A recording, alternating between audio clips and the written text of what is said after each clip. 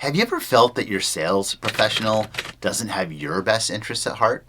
Well, I have a team member right now whose client feels that way. He's selling them a home in Northern California.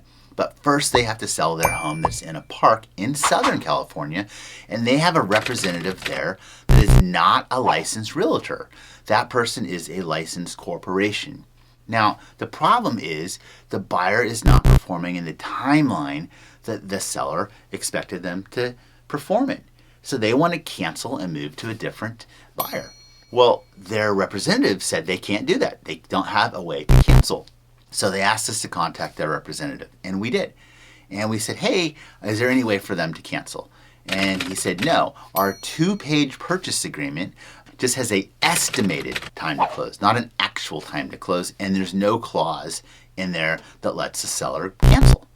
And I said, well, that seems strange to me. What happens if the buyer dies, they can't get a loan, they lose their job, they change their mind?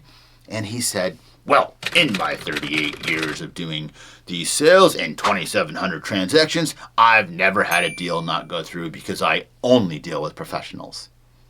And I thought to myself, it just seems strange to me that there's not a clause that protects buyer and seller in the transaction. So, the moral of the story is licensed realtors, we use standardized forms. So like our purchase agreement is 26 pages. His was 2. And our purchase agreement protects both buyer and seller. Licensed realtors also belong to the National Association of Realtors, who sets ethical standards that we must follow.